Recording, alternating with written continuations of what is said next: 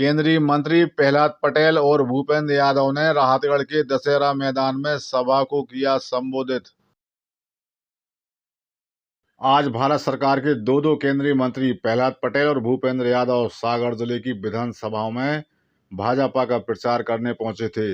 इसी कड़ी में जिले की हाई प्रोफाइल विधानसभा सीट सुर्खी के राहतगढ़ में दोनों मंत्रियों ने एक चुनावी सभा को संबोधित किया। सभा ब्लॉक कॉलोनी दशहरा मैदान पर आयोजित की गई थी, जिसमें केंद्रीय मंत्रियों ने सुर्खी से भाजपा प्रत्याशी गोविंद सिंह राजपूत के लिए वोट करने की अपील की। इस दौरान काफी संख्या में इलाके के लोग मौजूद रहे।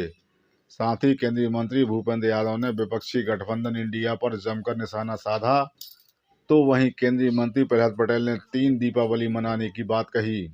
पहली दिवाली 12 नवंबर को होगी, दूसरी दिवाली जब एमपी में भाजपा की सरकार बनेगी और तीसरी दिवाली 22 जनवरी जब पीएम नरेंद्र मोदी राम मंदिर का उद्घाटन करेंगे।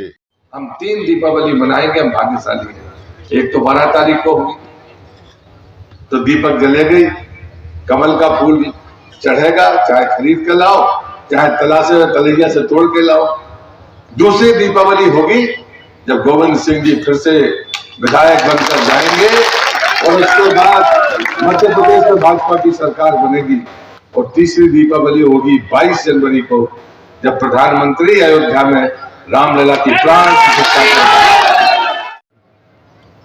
कांग्रेस की एक आदत रही है लंबे समय तक लोगों को भड़का के रखने की, इसीलिए गोविंद सिंह जैसे लोगों को बहुत सही समय पे समझ में आ गया। और अब मैं आपको ये बताना चाहता हूं कि कांग्रेस आज नए राग लेकर के चल रही है।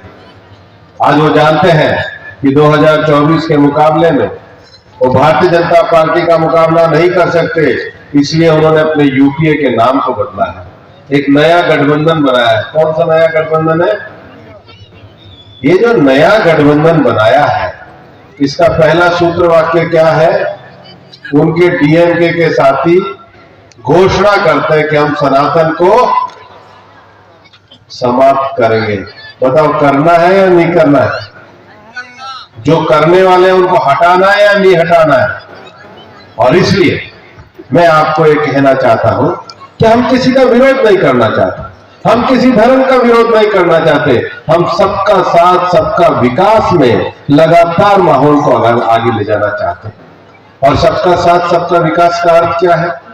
सबका साथ सबका विकास का अर्थ है, मैं अभी पिछली सभा में भी बोल के आया था कि देश में आजादी मिली, आजादी के समय में डॉक्टर बाबा साहब अम्बेडकर ने संविधान में अनुच्छेद 340, 41 और 42 किया, एससी, एसटी और ओबीसी को रिजर्वेशन देने की बात करी। 1950 से लेकर के और 1980 तक, 75 तक तो कांग्रेस का एक छत्र राज रहा। ओबीसी का आरक्षण लागू हुआ क्या? लागू हुआ क्या? नहीं हुआ, पूछा भी नहीं गया। जनता पार्टी की सरकार आई, मंडल आयोग बना, तब भी 10 साल 80 से 90 तक कांग्रेस की सरकार आई, ओबीसी आरक्षण लागू हुआ क्या? नहीं हुआ। फिर भारतीय जनता पार्टी का समर्थन हुआ, मंडल आयोग लागू हुआ, ओबीसी आरक्षण को संवैधानिक दर्जा देने की बात करी। 2004 से 14 तक इनकी मनमोहन सिंह जी की सरकार ने लागू किया क्या? लागू नहीं किया। और प्रधानमंत्री नरेंद्र मोदी जी ने आने के बाद ओबीसी का संवैधानिक आरक्षण भी लागू किया और सामान्य समाज को 10% आरक्षण भी लागू किया। यह है सबका साथ सबका विकास, समाज के हर वर्ग का विकास। अगर सामान्य समाज में गरीब है तो उसको भी आर्थिक आधार पर आरक्षण और ओबीसी का भी संवैधानिक